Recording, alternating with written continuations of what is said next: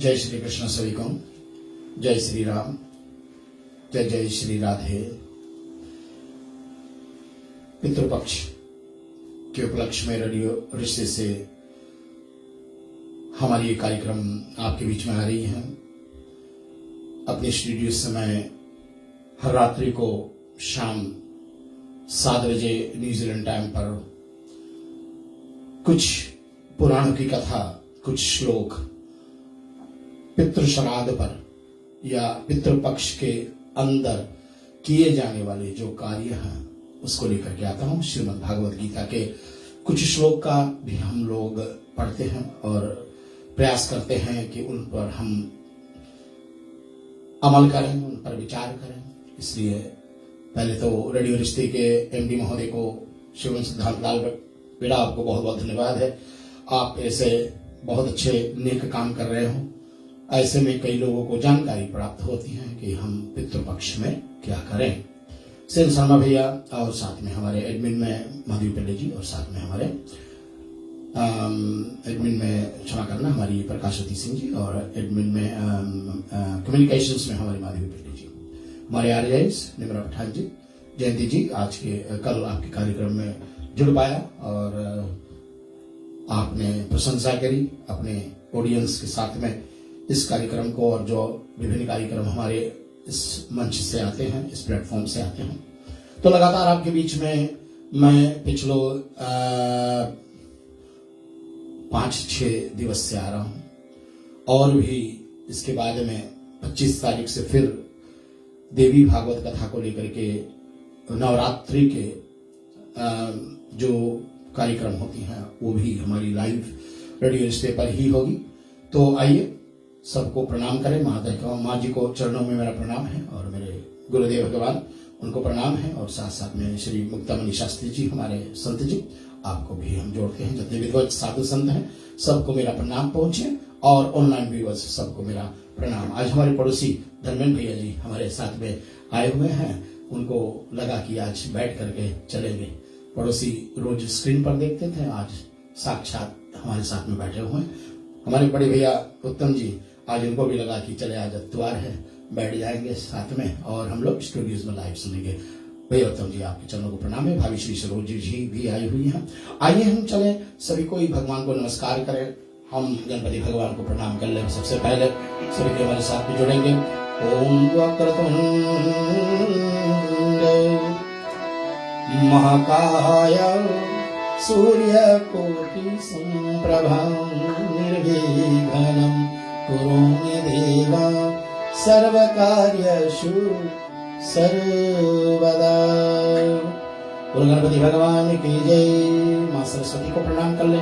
या कुंदेन्दु तुषार हार धवलया शुभ्रवस्त्रावृता या वीणा वरदंड मंडित करा या श्वेत पद्मासना या ब्रह्मा चित्त शंकरा प्रवृत्तिविर देवै सदा वंदिता। स्वामां पातु सरस्वती भगवती निशेष जाध्यापः। माँ सरस्वती की चरणों में बार बार विनती है भगवती, हर एक जितने भी हमारे जीव हैं, जितने भी मानव हैं, जहाँ भी हो, जिस भी धर्म को मानने वाले हो, सबकी वाणी में पवित्रता दे, सबकी वाणी को मिठास करे भगवती मैया जी। आइए चले हम सब अपने अपने गुरुदेव को प्रणाम कर लेंगे। ओम ज्ञान शक्ति समारूढ़ा तत्वमाला विभूषिता भुक्ति मुक्ति प्रदाता च तस्मै श्री गुरुवे नमः। गुरुदेव भगवान हम सब पर दया करना। ऐसी मंगल प्रार्थना के चरणों में आइए चले हम सभी को भगवान गोविंद के चरणों में नमस्कार करेंगे। ओम वंशी विभूषित करा नवनीरदाभार पीतांबरा दरुणबिंब फलाधरोष्टात् पूर्णेन्दु सुंदर मुखादरविंद नेत्रात् श्री कृष्णात् परम किमपि तत्त्वमहं न जाने। बोलो गोविंद भगवान की जय। जय जय श्री राधे। कल हम लोगों ने श्रवण किए, बहुत सारी बातें हम लोग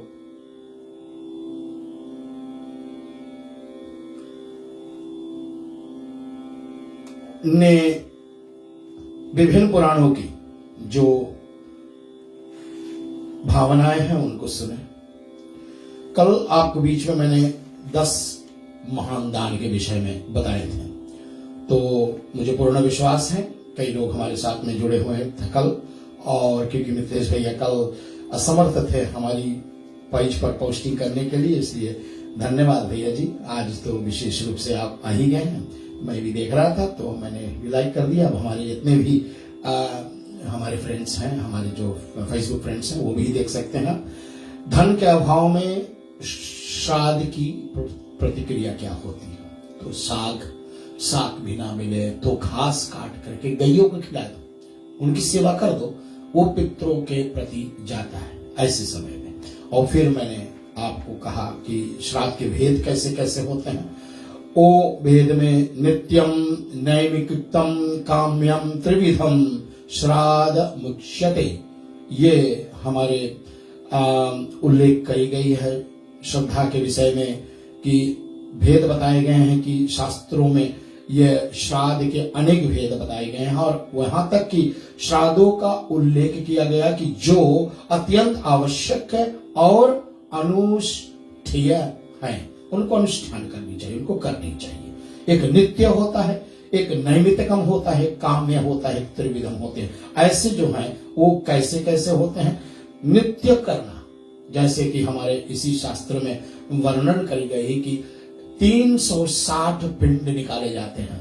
अब उतना कोई कर नहीं पाएगा, उसके लिए सुबह काल उठो, प्रातः काल उठ करके और नहा धो करके पिंड बना करके, और जो आत्मा इस शरीर को छोड़ करके आप छोड़ करके परमात्मा के धाम को गए हैं, यमराज के धाम को गए हैं, पितृलोक को गए हैं, जहां भी गए हैं उनके प्रति एक पिंड आप दान करें। तो 360 पिंड, 360 पिंड, इतना पिंड निकालने का शायद मुश्किल पड़ेगा, इसलिए हमारे महात्मा जनों ने 6 मास और वार्षिक कर दिया। तो वार्षिक पूजा करनी चाहिए। कल मैंने किया, जहां से हम लाइव थे शुक्रवार को, वहां पर कल मास्टर हमारे बहुत ही खालसा प्राइमरी स्कूल फिजी में वहां के हेड मास्टर रह चुके थे, मास्टर सुरेन प्रताप जी, उनके सालीना थी। तो हम लोगों ने वही कार्य किए और उनको वहां समझाया मैंने कि शास्त्र यही कहती है कि आप अपने पितरों का श्राद्ध करें, और यहाँ आज भी वर्णन करी जाएगी कि हमें वर्षी और 6 मास की क्रिया को करनी चाहिए। वहां भी पिंडदान का व्यवस्था है, और फिर जो हम सालीना पूजा करते हैं उसमें भी पिंडदान की व्यवस्था है, करनी चाहिए। जितना हो सके हम 360 पिंड के करीब पहुंचे, लेकिन नहीं पहुंच पाएंगे ना, तो कहीं आप अंते कहीं श्राद्ध कर रहे हो, कहीं गया गए हो, कहीं आप त्रिवेणी गए हो, कहीं हरिद्वार गए हो, कहीं आप काशी गए हो, तो वहां आप बैठ करके बड़े प्यार से वहां के पंडाओं के साथ में बैठ करके आप उनके प्रति पिंडदान कर सकते हो। पिंडदान का कोई लिमिट नहीं है कि आप यहाँ कर 360 पिंड तो कभी नहीं कर पाएंगे हम लोग, तो अगर बना सकेंगे तो सच्चा बात है। तो ये नित्य होती है, और ऐसे कहे गए हैं कि ये यम स्मृति पुराण में 5 प्रकार के श्राद्धों का उल्लेख मिलता है। नित्य, नैमित्तिक, काम्या, वृद्धि और पार्णव। प्रतिदिन किए जाने वाले श्राद्ध को नित्य श्राद्ध कहते हैं। इसमें विश्व देव नहीं होते हैं, और यह अशक्त अवस्था में केवल जल प्रदान से भी श्रद्धा पूर्ति हो जाती है। आप कुछ न दे, सिर्फ 1 लोटा जल दे दे अपने पितरों के प्रति, वो उनको स्वीकार कर लेते हैं। और तथा एको दृष्ट श्राद्ध, नैमित श्राद्ध कहते हैं, इसमें भी आप विश्वदेव नहीं होते हैं। किसी कामना की पूर्ति निमित्त किए जाने वाले श्राद्ध को काम्य श्राद्ध कहते हैं और वृद्धि काल में पुत्र जन्म तथा विवाह आदि मांगलिक कार्य में जो श्राद्ध किया जाता है वह वृद्धि श्राद्ध या नंदी श्राद्ध नाम से जाना गया है। पितरों को प्रसन्न करने के लिए पितृ प्रसन्न रहे। हम मैत्री पूजा कराते हैं जब विवाह संस्कार होती है, तो विवाह मंडप में जिस मंडप पर आरोपण करा जाता है, जिसमें ब्रह्मा विष्णु महेश ये जो मंडप आरोपण होती है, उसमें देवी देवताओं को पूजन के अतिरिक्त में पितरों का भी पूजन कराई जाती है। और पितृ आकर के जब तक विवाह संस्कार पूर्ण न हो जाए ना, तो हमारे पितृ आकर के हमारी परांगण का रक्षा करते हैं, ऐसे हमारी मान्यता है। तो ये श्राद्ध के बहुत सारे बात बताई गई हैं यहाँ। मैं आज इस बात को यहीं छोड़े जाता हूँ और मैं आगे निकलता हूँ श्रीमद् भागवत पुराण, श्रीमद् भागवत गीता में, जिसमें आप लोग श्रवण करोगे कि कल जब मैं आपसे एक निवेदन कर रहा था कि भगवान श्री कृष्ण अर्जुन को इस अध्याय में, जिस अध्याय का नाम आत्मा संयम है, आत्मा को कैसे संयमित करा जाए। और आप सबको कल मैंने बताया कि जब तक हमारी इंद्रियां संयमित नहीं होती, जब तक हम इंद्रियों को अपने वश में नहीं कर लेते हैं, तब तक आत्मा कैसे संयमित होता है।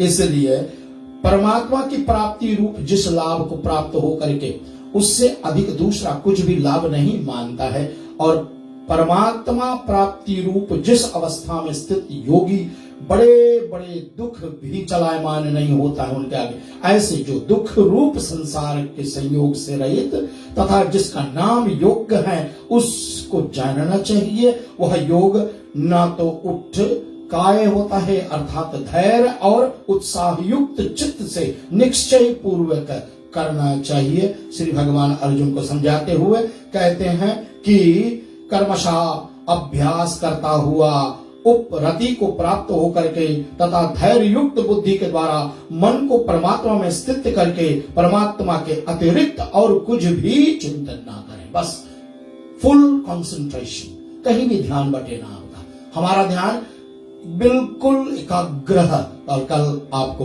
बताए थे ना भगवान गोविंद ने अर्जुन को कि बस अपने ध्यान में ला करके अपने आंख खोल करके अपने नाक के अग्र भाग को देखे, इधर उधर ना देखे, हमें कोई और दिशा नहीं दिखाई दे, सिर्फ नाक का अग्र भाग दिखाई दे, उसको बोलते हैं फुल कंसंट्रेशन। और ये फुल कंसंट्रेशन कहते हैं भगवान जी कि यह स्थिर रहने वाला चंचल मन जिस जिस शब्द आदि विषय के निमित्त से संसार में विचरता है, उस विषय से रोक करके इसे बार बार परमात्मा में निरुद्ध करें ना। बड़ा सुंदर भजन भी आया है। कोई कहते हैं जब भगवान अर्जुन को समझा रहे कि मन को चित्त को जोड़े, उनको एकाग्रित करे, तो प्रश्न ये पूछा कि मन तो बड़ा चंचल है, इस मन को कैसे हम रोक पाएंगे। और 2 लाइन भजन में आपको सुनाता, फिर मैं आगे बढ़ता हूं इसको।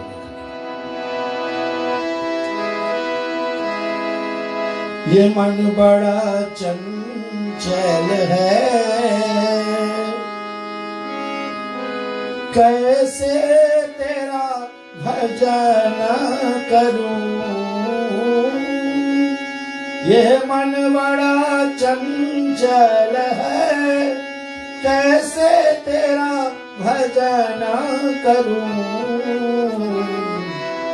जितना उसे समझाए, जितना उसे समझाए, उतना ही मचल जाए। श्यामा तेरे चरणों की एक धूल जो मिल जाए,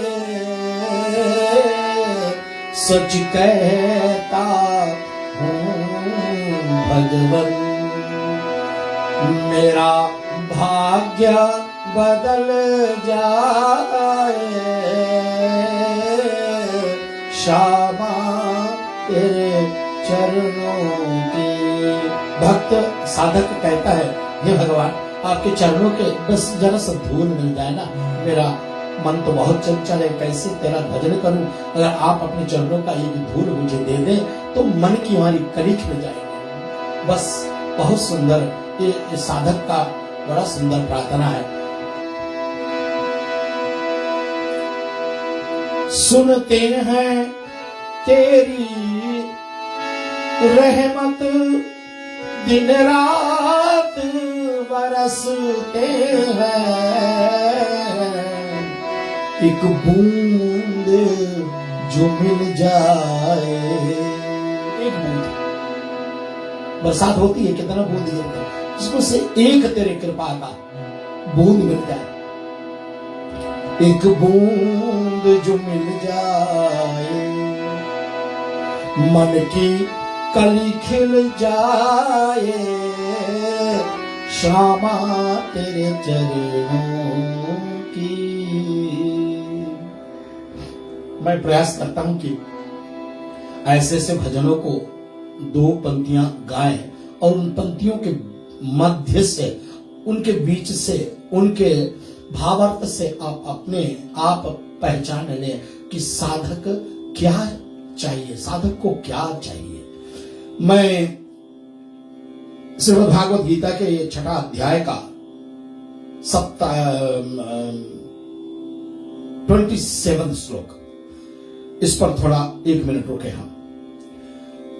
प्रशांत मनस्सं होनम योगिनम सुखम मुक्तमम उपेति शांतरजसम ब्रह्मभूतं कलमलशम। ये क्योंकि जिसका मन भली भांति शांत है। कई लोग को देखना ना, अरे दूर कहां जाए, अपने पड़ोसी भैया को देखो, धर्मेंद्र भैया, हम लोग आगे पीछे रहते हैं, लेकिन 2 हफ्ता में मुश्किल से 1 बार हम लोग मिल पाते हैं। अपनी अपनी भाग दौड़ है जीवन का सबका, और इस भाग दौड़ में बस राम जुआई होती है, राम राम भैया बस निकल गए, हम लोग बैठ करके सत्संग नहीं कर पाते हैं। ये सौभाग्य है हमारा और आपका धर्मेंद्र भैया कि ये सारे ऐसे मंच मिलती है हम लोग को सत्संग करने। वैसे उत्तम भैया भी बड़ा मुश्किल से मिलते हैं, लेकिन आजकल हमारे सेवक के प्रकार के माध्यम से कम से कम हफ्ते में 3 बार हम लोग मिल जाते हैं। तो सत्संग का भाव यही है। और जब हम बैठते हैं ना, तो किसी और की चर्चा नहीं होती है, सिर्फ भगवान की चर्चा होती है, सिर्फ शास्त्रों की चर्चा होती है। तो सत्संग बहुत इंपॉर्टेंट, और उससे ही धीरे धीरे धीरे धीरे करके हमारा मन जो है वो शांति की तरफ बढ़ता है। फिर तो ये जीवन में भाग दौड़, ये करना वो बनाना, ये सब दूर की बातें हो जाती है। वो हम लोग जानते हैं कि हमारा जीवन में वो जरूरी है, आवश्यकता है, लेकिन ये भी तो बहुत आवश्यक है, वेरी आवश्यक है। हमें तो पता लग गया है, बिल्कुल एकदम एकदम बिल्कुल पता है मुझे कि जीवन में भजन से अच्छा और कुछ भी नहीं। धन, दुकान, मकान, व्यापार, गाड़ी, बंगला, कोठी सब ठीक, लेकिन भजन सर्वोपरि नंबर 1 पोजीशन पर होनी चाहिए हमारे और आपके जीवन में। और जिनका ये स्वभाव आप देखना, उनका मन कितना शांत रहेगा, कभी ना जोर बोलेगा, ना कभी किसी को डांटेगा, ना किसी और परेशानी में हाथ सर पर रख करके बैठेगा, क्योंकि उनका मन जीता हुआ है। और ये सत्संग का बहुत बड़ा चमत्कार है भैया। ऐसे ही ब्रह्म के साथ में एक आत्मा भाव हुए योगी को उत्तम आनंद प्राप्त होता, भीतर भीतर इनसाइड।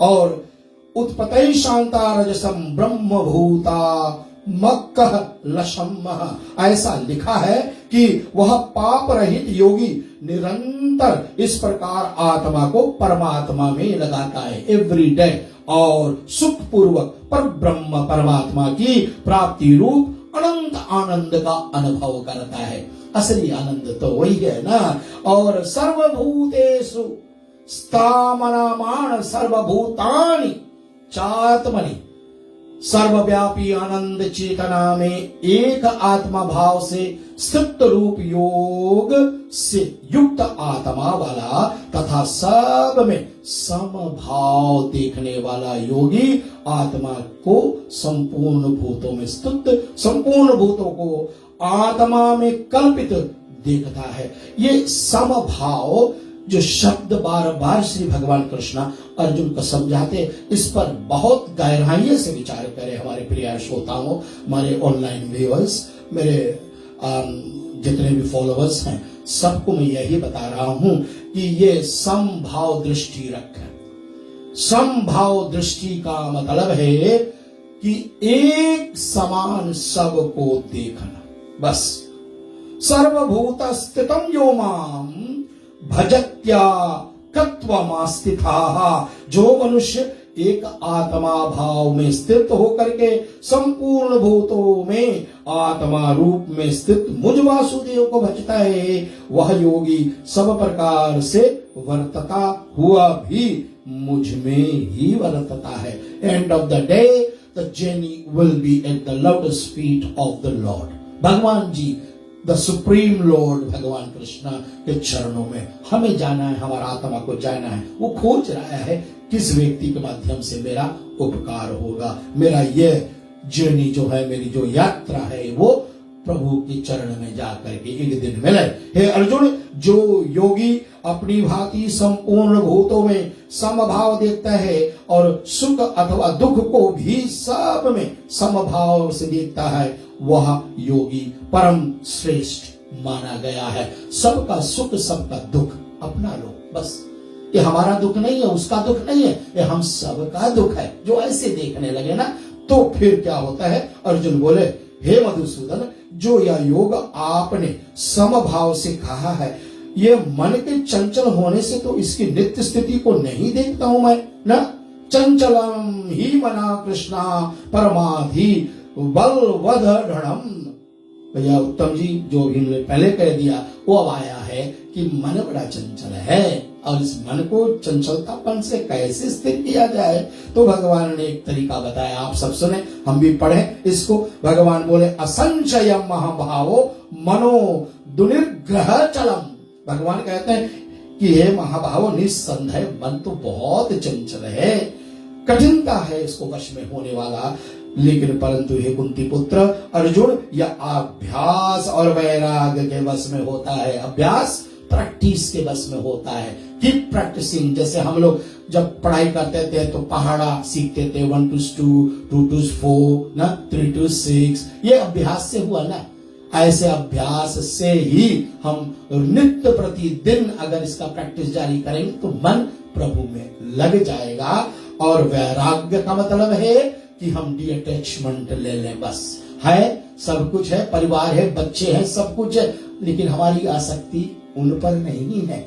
वो है हमारे साथ में, हमारा दायित्व है, हमारा कर्तव्य है। हमें पिता है तो एक पिता के रूप में एक पुत्र का पालन करें, एक पति है तो पति रूप में हम पत्नी का ध्यान रखें। तो लेकिन आसक्ति ना हो जाए, हम अटैच्ड ना हो जाए कि they are the priorities of my life. नहीं, ऐसा नहीं होना चाहिए। इसलिए आत्मा को क्या करना चाहिए? जिसका मन वश में किया हुआ नहीं होता ना अर्जुन, ऐसे मनुष्य को योग दृश्य प्राय है, और वह वश में किए हुए मन वाले प्रयत्नशील मनुष्य द्वारा साधन से उसका प्राप्त होना बहुत सहज है। जो प्रैक्टिस किया है नित्य प्रतिदिन, उसके लिए तो जैसे बैठा ध्यान रख गए, बस चलेंगे परमात्मा में। ऐसे जैसे हम सोने जाते हैं, थके होते हैं, सीधा खाट पे गिरे, आंख बंद हुआ, ले हम चले गए सीधे परमात्मा के धाम पर।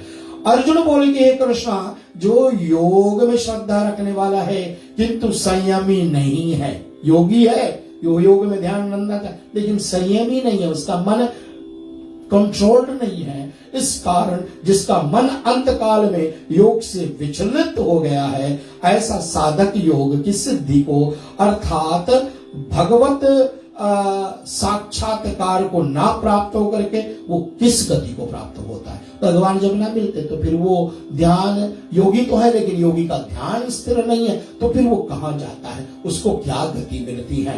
हे महाभावो, क्या वह भगवत प्राप्ति के मार्ग में मोहित और आश्रय रहित मनुष्य छिन्न भिन्न बादल की भांति दोनों ओर से भ्रष्ट होकर के नष्ट हो जाते हैं। सुंदर उदाहरण दिया है प्रभु ने कि जैसे बादल आते हैं, टकराते हैं, फिर छिन्न भिन्न हो जाते हैं, ऐसा ही इस आत्मा का है कि वे अपने आत्मा, उसने अपने हमारे सेंसेस को उन्होंने संयमित नहीं किया। बस श्री भगवान बोले, पार्थ उस मनुष्य का ना तो इस लोक में और ना तो ऊपर के लोक में, परलोक में उनको कुछ नहीं प्राप्त होता है। और क्योंकि हे प्यारे, आत्मा द्वार में लिया यह भगवान प्राप्ति के लिए कर्म करने वाला कोई भी मनुष्य दुर्गति को प्राप्त नहीं होता कभी न। योग भ्रष्ट मनुष्य पुण्यवानों के लोकों में अर्थात स्वर्ग आदि लोकों को जाता है। जो योग भ्रष्ट मनुष्य और जो उत्तम लोकों को प्राप्त होकर के उनमें बहुत वर्षों तक निवास करके फिर शुद्ध आचरण वाले श्रीमान के घर में जाकर के वो जन्मते हैं। अब चोर को तो हम श्रीमान नहीं बोलेंगे ना, हम नहीं बोलेंगे श्रीमान चोर भैया इधर, नहीं। श्रीमान होते हैं जिनके घर में पुण्य कृत्य होते हैं। श्रीमान वो होते हैं जिनके घर में दान पुण्य क्रियाएं होती है। ब्राह्मण विद्वत लोगों को, साधु संत महात्मा गुरुजनों की जहां आदर सम्मान होता, वो श्रीमान का घर होता है। वहां नित्य संध्या काल भजन होती है, वहां पर भगवान को भोग लगाई जाती है। इसलिए वैराग्यवान मनुष्य उन लोगों में ना जा करके ज्ञानवान योगियों के ही कुल में वो जन्मते हैं जहां उन्होंने पिछले बार अपने जन्म को छोड़ा। इसलिए तो रामायण की चौपाई आती है ना कि जन्म जन्म मुनि यतन कराये। जन्म जन्म तो एक जन्म की बात नहीं है, एक जन्म के बाद में दूसरा जन्म, फिर वहीं से शुरू करते हैं जहां उन्होंने छोड़ा था। फिर वहां से आगे बढ़ते बढ़ते ये प्रयास चलती रहेगी जब तक वो आत्मा परमात्मा को ना प्राप्त कर ले। तत्रम तम बुद्धि संयोगम लभते परवदे ही कम। किसी ने मुझसे कल पूछा था, कल के प्रसंग में, कि जो आत्मा होता है क्या वो लौट करके जन्मता है? तो आप सुन रहे हो, मैं याद नहीं आ रहा कौन थे वो। मैंने शायद आपको कमेंट में बाद में चलते, जब मैंने कमेंट पढ़ा तो मैंने फिर कह दिया था, मुझे अभी याद नहीं आया, बिल्कुल याद नहीं आया। हमारे रेडियो यूनिवर्सिटी के बड़े अच्छे फैन है वो, उनका नाम मेरे चित्त से निकल गया है, तो आपको मैं उत्तर दे रहा हूं। अभी शायद बाद में देखूंगा तो याद आ जाएगा। तो यह आपको इन श्लोकों से, इन भावार्थ से पता ही लग रहा है कि मनुष्य जन्मते जरूर है, फिर जो यहां से गया, जिनका जन्म हुआ वो मरेंगे, और जो मरेंगे उनका जन्म फिर आएगा, जब तक कि हमें मोक्ष की प्राप्ति ना हो जाए। मोक्ष इज द टोटल लिबरेशन, जहां से भगवान की प्राप्ति हो जाती है, फिर हमारा जन्म किसी भी योनि में नहीं होता है। उसको हम लोग कहते हैं कि हम निराकार परब्रह्म में लीन हो जाते हैं। उसके पास प्रभाव से वह फिर परमात्मा की प्राप्ति रूप सिद्धि के लिए पहले से भी बढ़कर के प्रयत्न करता है। जब वो श्रीमान के घर में आता है, वहां उस शरीर, पूर्व शरीर में संग्रह किए हुए बुद्धि संयोग को, अर्थात समबुद्धि रूप से योग के संस्कारों को अन्यास ही प्राप्त हो जाता है उसको, क्योंकि उन्होंने पुण्य किया है। वो पुण्य छिन्न नहीं होता है, वो कम बैक टू ना। तो जब आते हैं उनके पास में, वहां से फिर वो प्रयास शुरू कर देता है। और श्रीमानों के घर में जन्म लेने वाला योग भ्रष्ट पराधीन हुआ भी उसे पहले के अभ्यास से ही निसंदेह भगवान की और आकर्षित किया जाता है, क्योंकि नेचुरली उसमें वो ब्यूटी है कि परमात्मा है, परमात्मा का ध्यान करना चाहिए, परमात्मा का अर्चन वंदना करना चाहिए, परमात्मा का भजन करना चाहिए। वो पैदा होते जब से हो संभालता है, उसमें वो गुण, हाँ, क्योंकि बुद्धि हमारा आत्मा तो वही है ना, लेकिन शरीर बदल गया है बस। इसलिए जो साकाम कर्मों के फल का उल्लंघन कर जाता है वो आत्मा, परंतु प्रत्यय पूर्वक अभ्यास करने वाला योगी तो पिछले अनेक जन्मों के संस्कार बल से इसी जन्म में वो सिद्धत्व होकर के संपूर्ण पापों से रहित होकर के फिर तत्काल ही परम गति को प्राप्त करता है। बस इतनी सुंदर बातें लिखी हैं। और आखिरी जो श्लोक है, मैंने कल आपसे कहा था कि मैं 6th चैप्टर को आज संपूर्ण करूंगा। और योगी तपस्वियों से श्रेष्ठ है और शास्त्र ज्ञानियों से भी श्रेष्ठ माना गया है और साकाम कर्म करने वाला से भी योगी श्रेष्ठ है। इसमें हे अर्जुन तू योगी हो जा, भजन करो। जोगी मैं तो लुट गई तेरे प्यार में, ना किसी ने गाया भी बहुत सुंदर। तो योगियों की साधना हम करें। योगी नामापि सर्वेशाम सदगते नारंतरात्मना। यह भगवान कहते संपूर्ण योगियों में भी जो श्रद्धावान योगी है मुझ में लीन हुए अंतर आत्मा से मुझको निरंतर भजता है, वह योगी मुझे परम श्रेष्ठ मान्य है। इति श्रीमद्भागवत गीता अर्जुन संवादे, कृष्ण अर्जुन संवादे आत्म संयम योग नाम 6ठो अध्याय संपूर्णम। बोलो श्री गोविंद भगवान की जय। आज हमें इस चैप्टर को फिनिश करना, तो आज भजन नहीं गाएंगे, कल हम आपके बीच में जरूर भजन रखेंगे। आइए सब हाथ जोड़ लेंगे। जितने जितने भी लोग हमारे पितृलोक को गए हैं उन पितरों के प्रति सभी कोई बोलेंगे ओम पूर्णमदः पूर्णामिदं पूर्णात् पूर्णमुदच्यते पूर्णस्य पूर्णमादाय पूर्णमेवावशिष्यते। ओम शांति शांति शांति। कल शाम ठीक 7 बजे इसी स्टूडियोज के माध्यम से रेडियो ऋषि के प्लेटफॉर्म पर मिलते हैं। धन्यवाद। जय सिया राम। सभी को जय श्री कृष्ण।